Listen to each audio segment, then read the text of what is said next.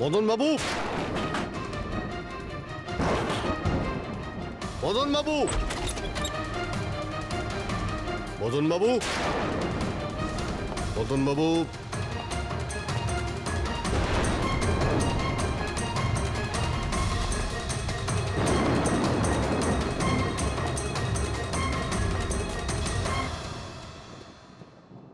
দয়া,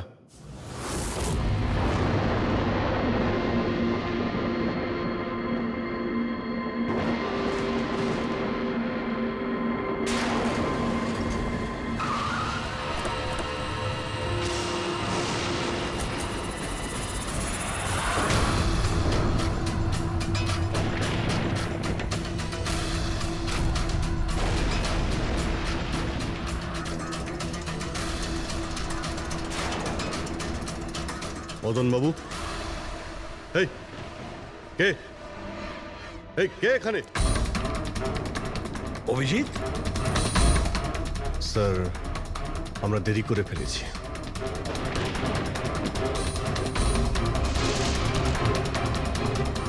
মাই গড,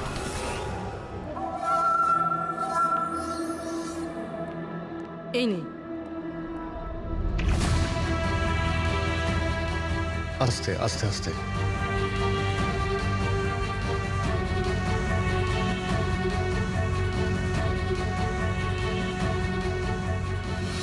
মদন বাবু, আপনি ঠিক আছেন তো? কেন, কি হয়েছে আপনার? কেউ আছে যে আমাকে প্রাণে মারতে চায়? কে? ও আবার আশেপাশেই আছে, আমাকে কখনো একলা ছাড়ে না। হয়তো এখনো আমাকে দেখছে, শুনছে। দেখুন মদন বাবু, একদম চিন্তা করবেন না, আপনার কিচ্ছু হবে না, আমরা আছি না? মদন বাবু, আপনি কার কথা বলছেন? কে কে আপনাকে বিরক্ত করছে? পুতুল, কাঠের পুতুল। কাঠের পুতুল? হ্যাঁ, না মানে ওটা ওরকম নয়, যারা কথা বলতে পারে না, অন্যের ইশারায় নাচে। এই কাঠ পুতুলগুলো কথা বলে, কথা বলতে পারে, নিজেরা চলে চলে ফিরে বেড়ায়।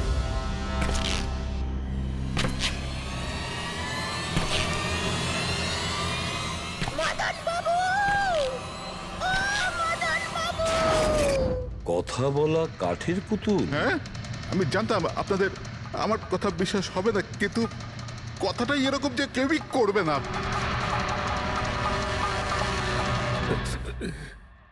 স্যার, আপনি এরকম কোনো পুতুলের ব্যাপারে শুনেছেন কখনো? না, জানেন কিছুদিন আগে আমার সাথে কি হয়েছিল? ওই দিন আমার জন্মদিন ছিল, ঘরের বেল বাজলো, তো আমি ভাবলাম যে আমার বন্ধুরা আমার সঙ্গে দেখা করতে এসেছে।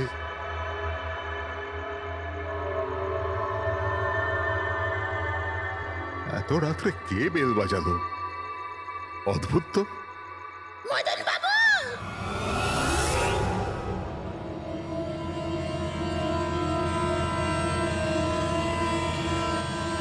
কে?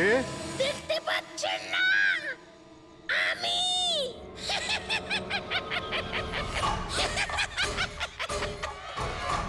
আরে আমি! এত অবাক হওয়ার প্রয়োজন নেই। জানেন কি এখানে আমি কেন এসেছি? কেন? তোমার প্রাণ নিতে। কি?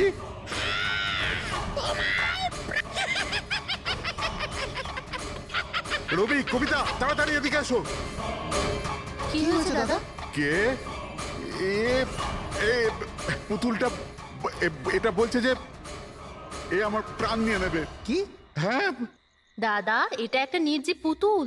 হ্যাঁ, ওটাই তো। তো এটা আপনার প্রাণ কি করে নেবে? দাদা, তুমি আমাদের সাথে মজা করছো? হ্যাঁ, না, তোমরা কি বলছো রবি? আমি এরকম অদ্ভুত মজা কেন করব, তাও আজকের দিনে? আরে আমি নিজে শুনেছি যে ও বললো যে ও মেরে ফেলবে এক আমাকে। মিনিট, আমি দেখছি। কি? আস্তে আস্তে রবি। শান্ত হন।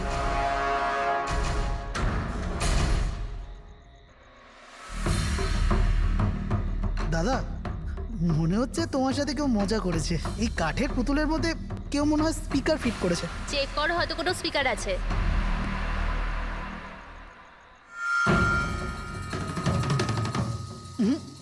না, এখানে তো কিছু নেই। এখন কোথায় ওই পুতুলটা? কি করে থাকবে? আমি ওই সময় ওকে একদম ভেঙে চুরে জ্বালিয়ে দিচ্ছি, শেষ করে দিয়েছি। হুমকি দিচ্ছিল আমাকে। ওকে আমি কিভাবে এমনি ছেড়ে দিতাম? আপনি কি সত্যিই দেখেছিলেন? হ্যাঁ, আমি মদনবাবু, এটা হতে পারে যে আপনি কোনো স্বপ্ন টপ্ন দেখেছিলেন। না, আমি দেখেছিলাম ও একলা। আমি আর একবার নয়, এরকম আমার সাথে বেশ কিছুদিন পর। আমার মনে হয় মদন বাবুকে মারার সব থেকে ভালো উপায় এই যে ওনার বুকে ছুরি ঢুকিয়ে দিয়ে। এতে তো পুরো মেঝে রক্তে খারাপ হয়ে যাবে। সবচেয়ে বেস্ট উপায় হলো মদনবাবুকে বিষ দেওয়া হবে। একটা কাজ করা যাক, কেন না ওনার গলায় টিপে দেওয়া যাক? তো আপনি বলে দিন মদনবাবু, আপনি কিভাবে আপনার মৃত্যু হওয়া পছন্দ করেন? মদন বাবু, কোথায় যাচ্ছেন?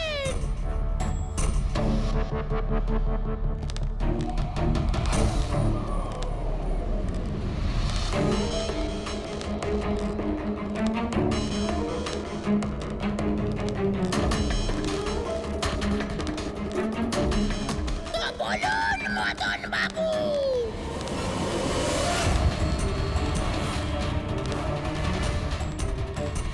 কিভাবে আপনি মরতে চান? বলুন মদন বাবু।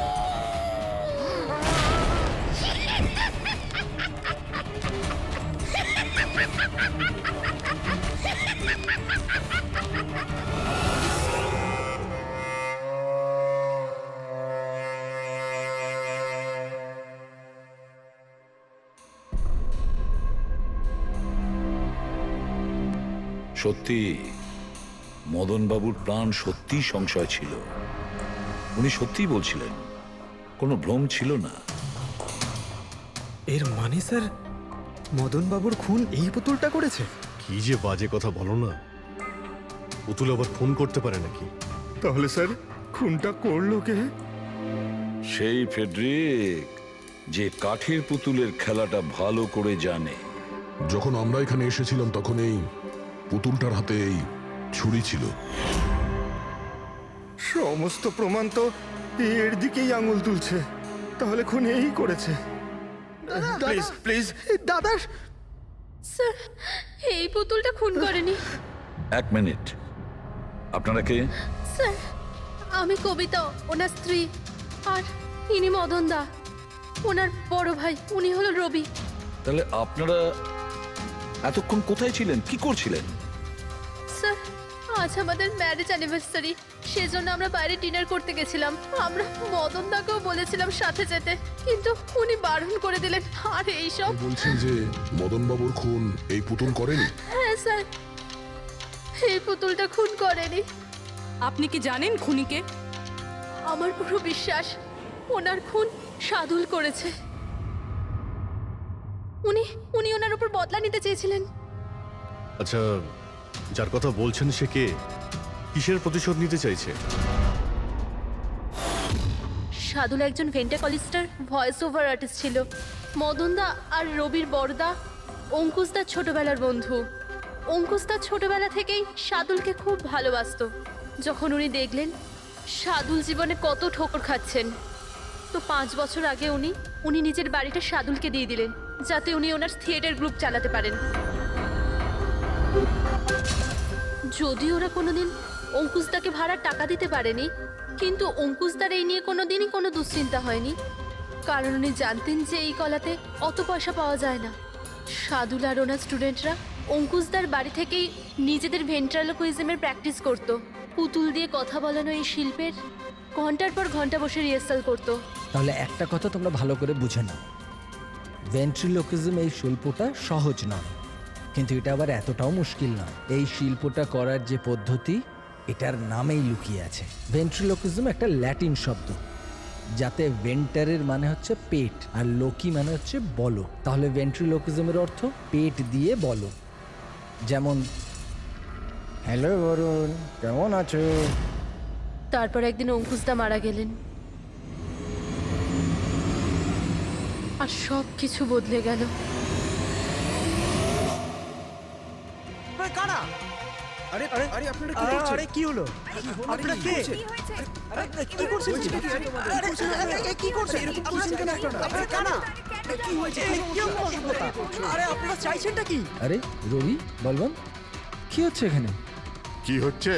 এই যে এতদিন ধরে তোমরা বিনা পয়সার ফুটুনি মারছিলে না, আজ থেকে বন্ধ হয়ে গেল। আমি এখানে কোনো ধর্মশালা খুলে রাখিনি। কিন্তু বলবন্ত, অঙ্কুশ তো বলেছিল যে কে অঙ্কুশ? যে মরে গেছে, যে আর বেঁচে নেই, পৃথিবীতেই আর নেই।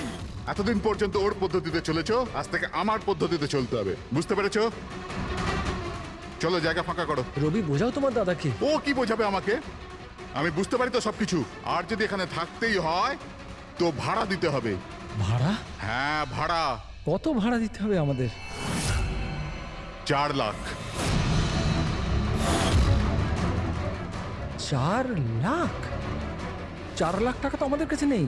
নেই যখন তখন খালি করো, না হলে আমি পুলিশকে ডেকে তোমাদের সবাইকে জেলে পাঠিয়ে দেবো, আর ওখানে থাকবার জন্য কোনো ভাড়াও দিতে হবে না। বলবন্ত, আমাদের কিছুটা সময় দাও, তাড়াতাড়ি আমরা কোথায় যাব? সময় টময় কিছু পাওয়া যাবে না। অনেক দেখেছি, অনেক হয়েছে তোমাদের তামাশা। চলো স্যার স্যার, এরকম করবেন না প্লিজ স্যার, প্লিজ স্যার, এরকম করবেন না আর স্যার, 1 প্লিজ। মিনিট, যতদিন না তোমরা আজ পর্যন্ত ওর ভাড়া দিচ্ছ, এই যে তোমাদের জিনিসপত্র পড়ে আছে না, আর এগুলো কি, এই কাঠপুতুলগুলো, এগুলো সব আমার কাছে থাকবে। কিন্তু তুমি এই সমস্ত জিনিস নিয়ে নিলে আমরা ভাড়া কি করে দেব? ওসব আমি জানি না। স্যার এরকম করবেন না স্যার, আমরা আপনার সব টাকা মিটিয়ে দেবো স্যার, প্লিজ। স্যার, আপনার এগুলোকে নিষ্প্রাণ কাঠের পুতুল মনে হয়, কিন্তু আমাদের কাছে এগুলো প্রাণের সমান। ও ভাই ট্র্যাজেডি কিং, তোমার এই যে সব মেলোড্রামা আছে না, এগুলো আমার দাদা অঙ্কুশের সাথেই চলতো, আমার সাথে নয়। আর এই যে কি এ 4 লাখ টাকা রোজগার করে দেবে এই কাঠপুতুলগুলো। আরে 4 লাখ কি, 4,400 টাকাও রোজগার করে দিতে পারবে না এই কাঠপুতুলগুলো। জানো কেন? কারণ এই শিল্প শেষ হয়ে গেছে, জিরো। এই যে তোমাদের গুরু আছে না সাদুল, ওরই মতো কোনো কাজের নয়, লুজার, একজন লুজারও, বুঝলে? বেরো বেরো। এই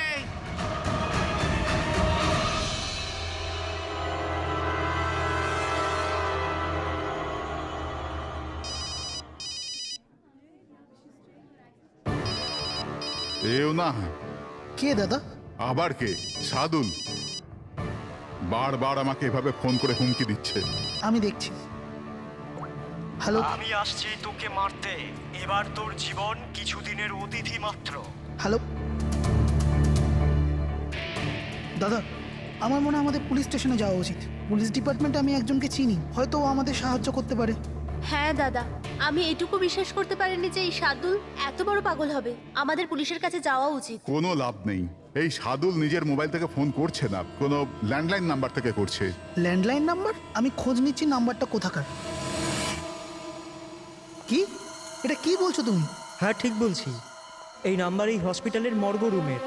শাদুল আমাকে হসপিটালের মর্গের রুম থেকে কেন ফোন করবে? এই নাম্বার থেকে এনাদের কাছে ফোনে হুমকি দিচ্ছে। কাল রাত আর আজ সকালেও দিয়েছে, টানা 3 দিন ধরে আসছে। কে করছে এই কল? স্যার, এই ফোন দিয়ে কারোরই ফোন করবার কোনো অনুমতি নেই। আমি সারাদিন এখানেই থাকি, এই ফোন থেকে কেউ কোনো ফোন করেনি। তাহলে তুমি নিশ্চয়ই কল করেছো। স্যার, আমি কেন ফোন করব? আমি তো আপনাদের চিনিও না। হ্যাঁ হতে পারে তুমি শাদুলের কথা করেছো। কি নাম বললেন আপনি? শাদুল। শাদুল? এই যে এ হলো শাদুল, চেনো তুমি একে? এ আপনাদের কি করে কল করবে? কেন করতে পারবে না কল?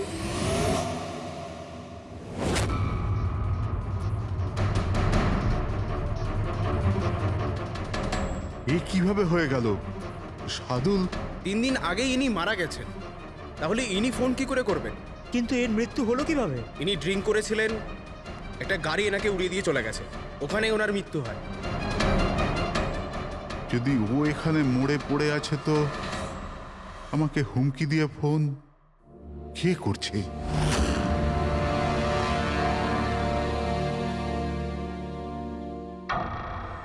স্যার, হ্যাঁ, পুলিশের রেকর্ড অনুযায়ী তো এই সবকটা কল মর্গের ল্যান্ডলাইন থেকে এসেছিল। কিন্তু মর্গেন ল্যান্ডলাইন তো কেউ ইউজই করে না, তাহলে সব কি করে? পুরবি ভালো করে চেক করো, দেখো ব্যাপারটা কি। মনে হচ্ছে ব্যাপারটা গোলমেলে। স্যার, হ্যাঁ, উনি কিচ্ছু জানতে পারবেন না। আপনি এরকম কেন বলছেন? কারণ সিআইডি স্যার জীবিত লোকেদের ধরতে পারে, আত্মাদের নয়। আর আমি জানি এটা শাদুলের আত্মাই করেছে। দেখুন, এই আত্মা বলে কিছুই হয় না। আর আপনি একজন এডুকেটেড পার্সন হয়ে এইসব বলছেন? আপনিও তো পড়াশুনো জানা, আপনি বলুন না, একটা লাশ মর্গ থেকে ফোন কি করে করতে পারে? কি করে ওই মদনদার সাথে ওই পুতুলটা কথা বলতে পারে? স্যার, তাদের এটা নর্মাল মনে হচ্ছে। আপনারাও এমন কিছু ফিল করেছেন যেটা মদনবাবু করেছিলেন? হ্যাঁ স্যার। না, বাঁচাও, আমি তোমাদের ছাড়বো না। তোমরা খুব বিরক্ত করছো আমাকে। তোমাদের সবাইকে মেরে ফেলবো আমি, ছাড়বো না। দাদা, সরে যাও।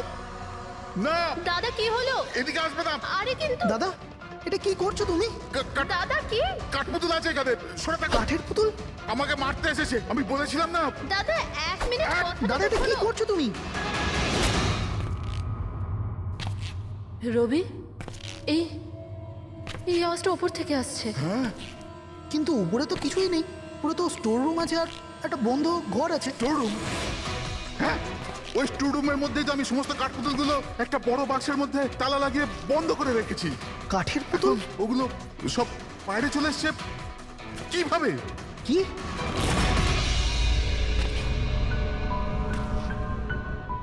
দাদা তুমি তুমি ভয় পেও না, এসো উপরে এসো।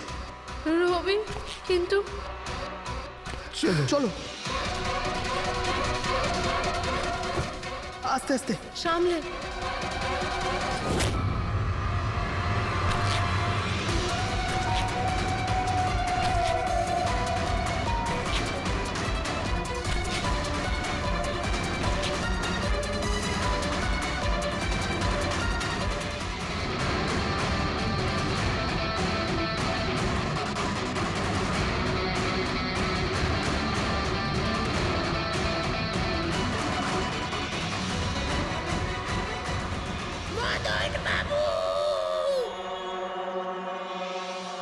দাদা, আওয়াজ এই ঘর থেকে আসছে। হ্যাঁ, এসো।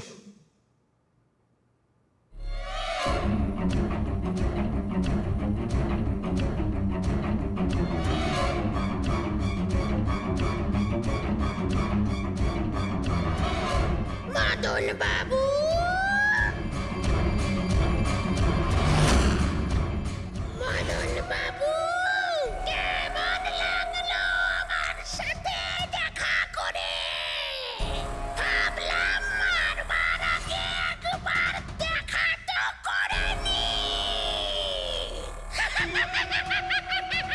বলেছিলাম না কথা বলে।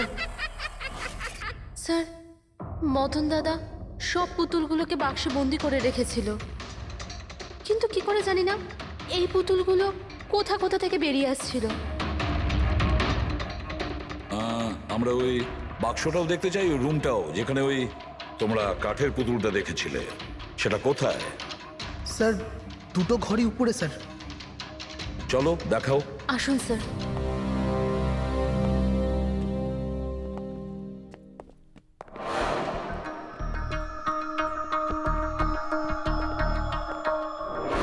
স্যার পায়ের আওয়াজটা আমরা করিডোরে শুনেছিলাম, আর ওই পুতুলটা আমরা এখানে এখানে দেখেছিলাম স্যার।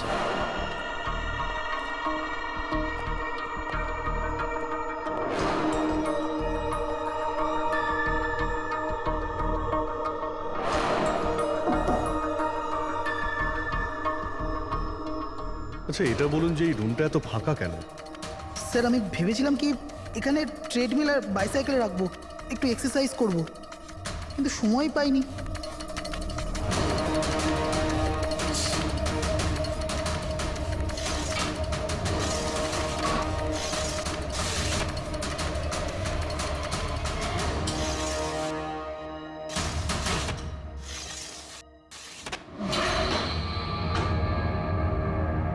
স্যার এটা তো বন্ধই হচ্ছে না।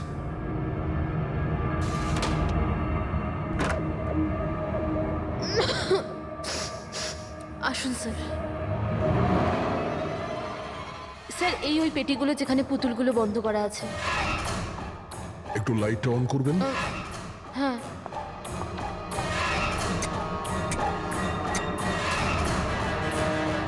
স্যার এই ঘরটা অনেক দিন ধরে বন্ধ আছে, তো মনে হয় বাল্বটা খারাপ হয়ে গেছে।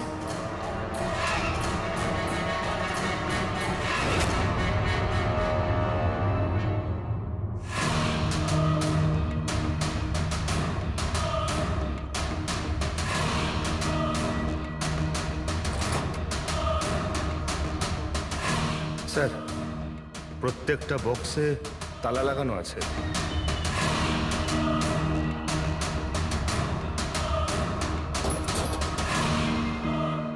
কিন্তু এই তালাটা শক্তপোক্ত নয়, যে কেউ একে খুব সহজেই খুলতে পারে।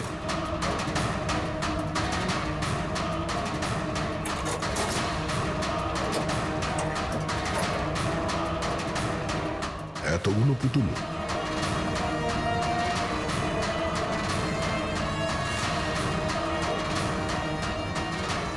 দেখি একটু এতে কোনো মেকানিজম করা নেই তো? স্যার আমি আপনাকে বলছি তো এরা কথা বলে না। স্যার নিশ্চয়ই সাদুলের আত্মা এসে এদের কথা বলায়। ভেতরে কোনো মেকানিজম কিন্তু কোনো স্পিকার তো নেই যার থেকে আওয়াজ আসবে। স্যার উনি কিন্তু ঠিক কথাই বলছেন, না তো কোনো মেকানিজম আছে না কোনো স্পিকার, কিন্তু তাহলে এই পুতুলগুলো কথা বলে কি করে?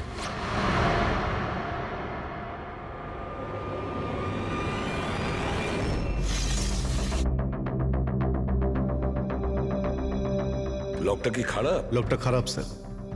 এখান থেকে তো সহজেই কেউ ভিতরে ঢুকতে পারে, সিঁড়িও রয়েছে আর পাইপও রয়েছে, যে কেউ সহজেই ঢুকতে পারে।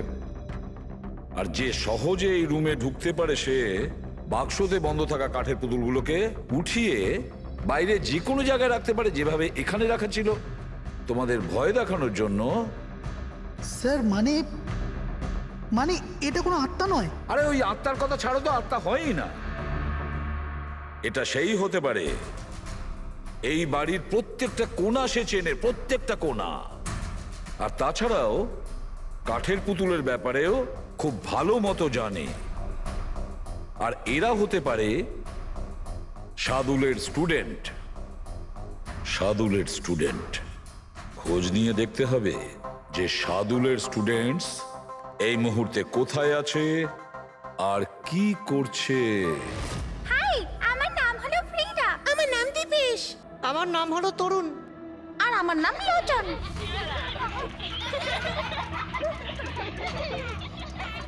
আজ আমি তোমাদের একটা দারুণ গল্প শোনাতে চলেছি। না, সবসময় কেন তুমি শোনাবে গল্প? আরে তুই তো আপত্তি কিসের? হ্যাঁ হ্যাঁ ফ্রিডা, তোমার সবসময় ভালো রোল প্রয়োজন পড়ে। হ্যাঁ দীপেশ, তুমি একদম ঠিক বলেছো। পরিশ্রম আমরা করি আর ফেমাস তুমি হয়ে যাও। তোমার পুতুলও তো সেই কথাই বলছে।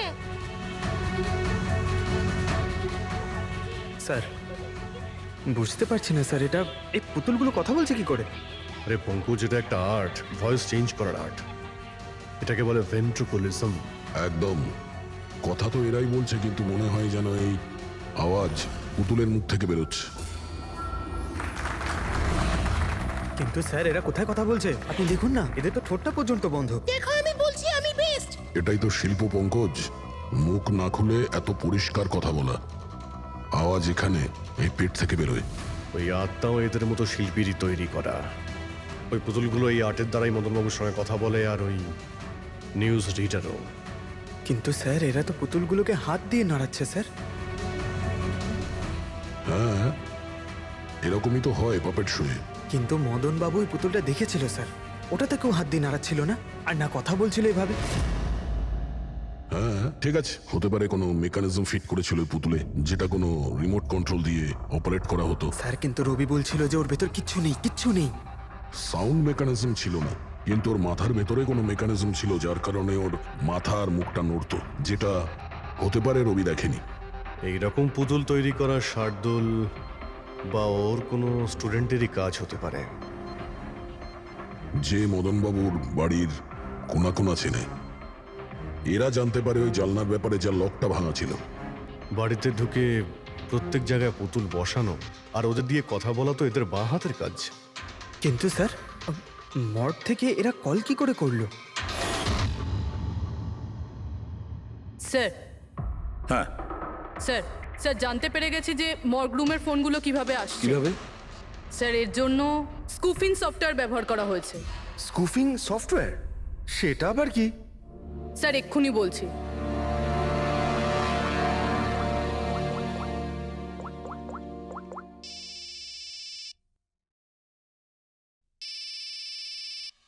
কি যন্ত্রণা!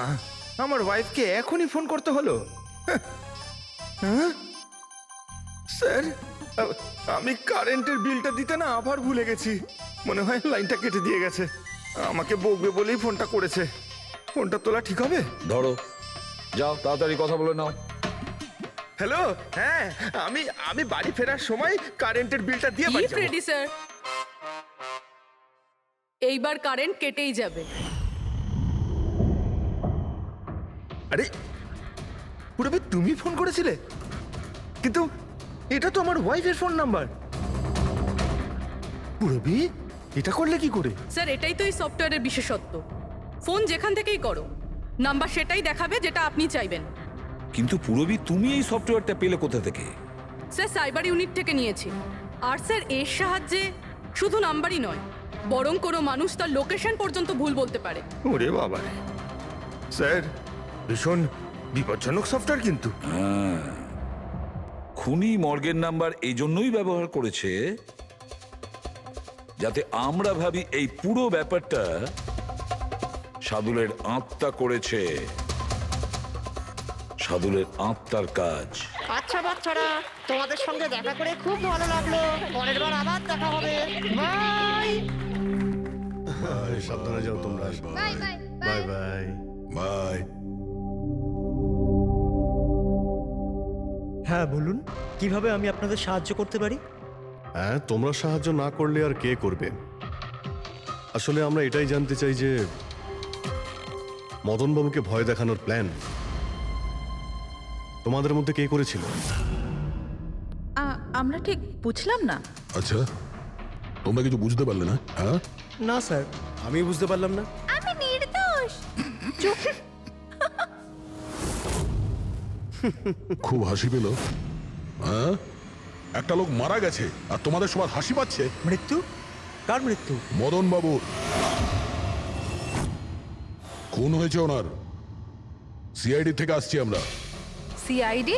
হ্যাঁ, সিআইডি। আর আমাদের সন্দেহের তালিকায় তোমরা সবাই আছো। কাল তোমরা কোথায় ছিলে? কাল আমি আমার বন্ধু শালিনীর বাড়িতে ছিলাম। ওর বাড়ির লোকদের জিজ্ঞেস করতে পারেন। আর তুমি কোথায় ছিলে? স্যার আমরা লোচন আর আমি একটা শোয়ের জন্য গিয়েছিলাম পুনেতে, আজ সকালেই ফিরেছি। পুনা কিসে গিয়েছিলে পুনায়? ক্যাব বুক করে আমার কাছে ইনফরমেশন আছে, আপনি চাইলে দেখতে পারেন। এই দেখুন। কি ব্যাপার, এত ঘামছো কেন তুমি? হ্যাঁ, কাল রাতে তুমি কোথায় ছিলে? স্যার ওই আমি বলছি, তুমি কাল রাতে মদন বাবুর বাড়িতে ছিলে কিনা? হ্যাঁ হ্যাঁ ছিলাম ওখানে, কিন্তু আমি কাউকে মারিনি। তাহলে ওখানে কি করতে গিয়েছিলে? হ্যাঁ স্যার আমি তো শুধু মদনকে শিক্ষা দিতে চেয়েছিলাম, যেটাও সাদুল স্যারের সাথে করেছে, খুব খারাপ করেছে। আর হ্যাঁ, আমাদের মাঝে আজ যে সাদুল স্যার নেই তার একটাই কারণ, সে হচ্ছে মদন। ওনার জন্যই উনি মদ খাওয়া শুরু করেছিলেন আর সময়ের আগেই মারা গেলেন। তোমরা ভেবেছো খুনের বদলা খুন? না না স্যার, আমরা শুধু ওনাকে ভয় দেখাতে চেয়েছিলাম। গৌরবের প্ল্যান ছিল এটা। হ্যাঁ স্যার, গৌরবই কালকে রাতে আমাকে ফোন করে ডাকে, ওই 11:30 12টার আশেপাশে, কিন্তু আমি একটু লেট হয়ে যাই আর 12:30টায় গিয়ে পৌঁছাই।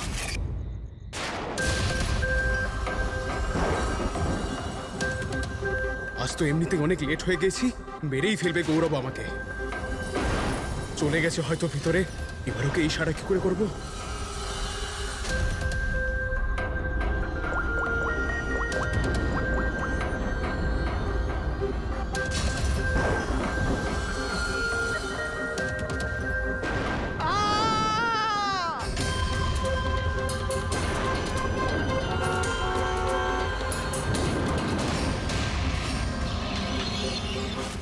গন্ডগোল তো করেই ফেলেছো, মদন বাবুর খুন হয়ে গেছে। স্যার আমার এই খুনের সাথে কোনো রকম সম্পর্ক নেই। আর গৌরবের? স্যার এটা তো গৌরবই বলতে পারবে, তাই না? ঠিক আছে, গৌরবকে ডাকো। কোথায় ও? গৌরব তো এখন গোয়াতে আছে। গোয়া? গোয়াতে কেন? স্যার এটা জানি না। ওকে কিন্তু বাঁচানোর চেষ্টা করবে না, নাহলে তুমি ফেসে যাবে, বুঝেছো? না স্যার, এরকম ব্যাপার নয়।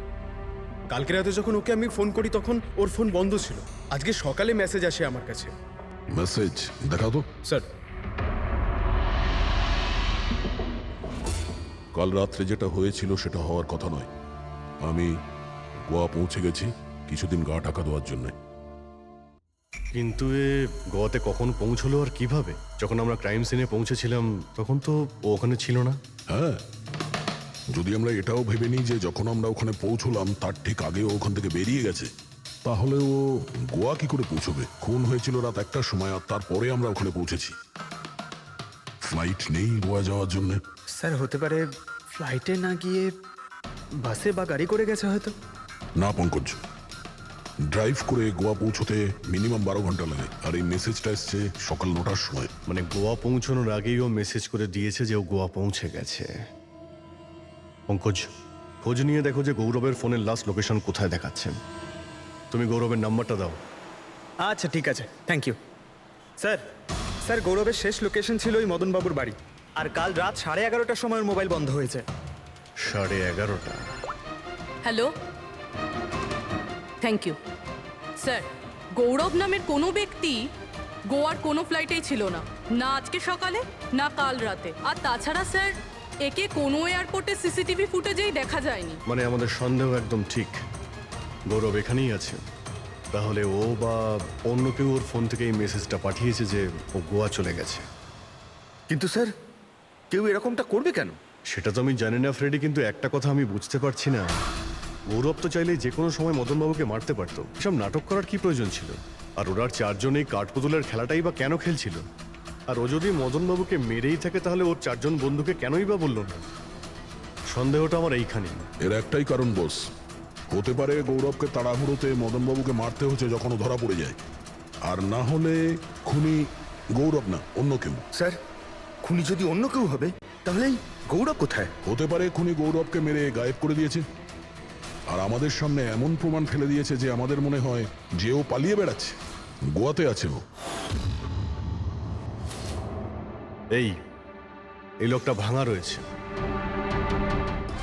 এই জানলা দিয়ে গৌরব আর ওর বন্ধুরা ভিতরে আসতো আর মদনবাবুকে ভয় দেখাতো। আর এই গৌরব কাল রাতে এখানে এসেছিল, তারপর থেকেই গায়েব হয়ে গেছে। তাহলে হতে পারে ওর সঙ্গে যা হয়েছে এখানেই হয়েছে। কিন্তু ওর সাথে যদি এখানে কিছু হয়ে থাকে তাহলে কিছু না কিছু তো ট্রেসেস পাওয়া উচিত। তাহলে একবার টেস্ট করে দেখা যাক। রবি, স্যার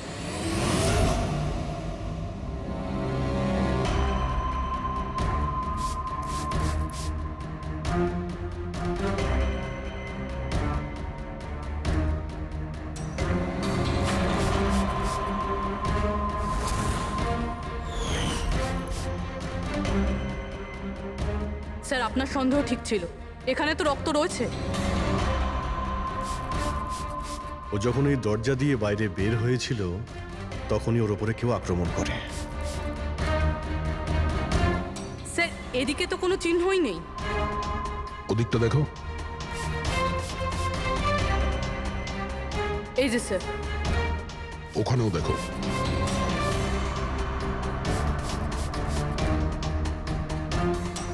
ও, তার মানে হামলা করার পর গৌরবকে টেনে হিচড়ে স্টোর রুমের কাছে নিয়ে আসা হয়েছে।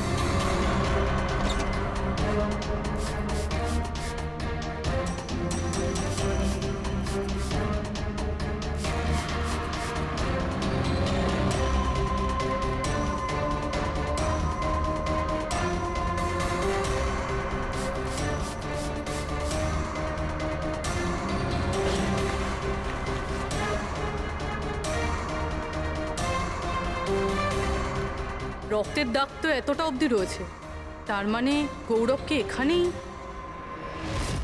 আর আমরা এখানে এলাম কিন্তু আমরা জানতেই পারলাম না। আর তারপরও গায়েব হয়ে যায়। মনে হচ্ছে এখন বডিটাকে কোথাও পুঁতে দিচ্ছে।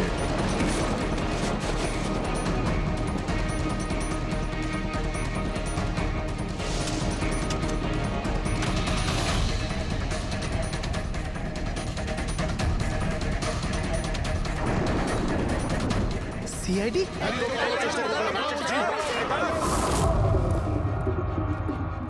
সরে যাও পিছিয়ে যাও।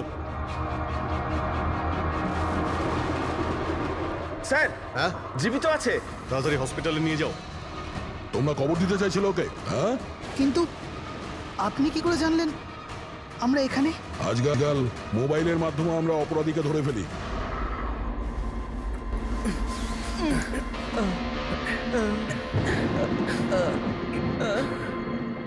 চলো তাড়াতাড়ি নিয়ে যাও ওকে। চলে এসো।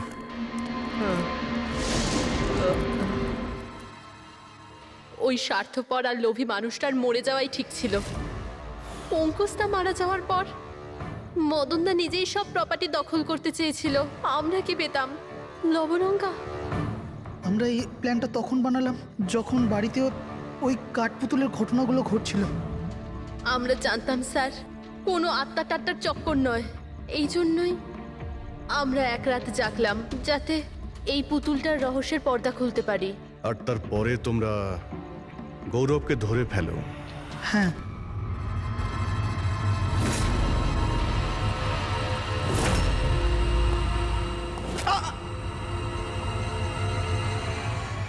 গৌরবের থেকে সব সত্যিটা জানার পর আমরা ভাবলাম যে ওর ওই কাঠপুতুলের খেলার সুযোগ নিয়ে আমরা আমরা মদন দাদাকে মারতে পারি। আর সেই কারণে গৌরবের ওপর হামলা করে ওকে বাক্সে ঢুকিয়ে দিয়েছো। আর তারপর মদনবাবুকে খুন করে আমাদের বোকা বানাতে চেষ্টা করেছো। আর এটা দেখাতে চেয়েছিলে যে খুন পুতুল করেছে। হ্যাঁ, আমরা জানতাম যে সিআইডি কখনোই আত্মাদের গল্প আর পুতুলদের খেলার উপর বিশ্বাস করবে না। আর আপনারা সোজা সন্দেহ করবেন সাধুলের স্টুডেন্টদের, বিশেষ করে গৌরবের ওপর। আর আমাদের মিসলিড করার জন্য গোয়ার ওই মেসেজ পাঠিয়ে দিলে। হ্যাঁ, আমরা ভেবেছিলাম যে আপনারা সারা জীবন ধরে গৌরবকে এখানে ওখানে খুঁজতে থাকবেন আর আমরা ওকে মেরে এখানে পুঁতে দেবো। টাকার জন্য তোমরা নিজের দাদাকে মেরে ফেলেছো। কি করবে এই টাকা নিয়ে? আর না এখন এই টাকা তোমাদের জেলে যাওয়ার থেকে বাঁচাতে পারবে, আর না ফাঁসির দড়ি থেকে।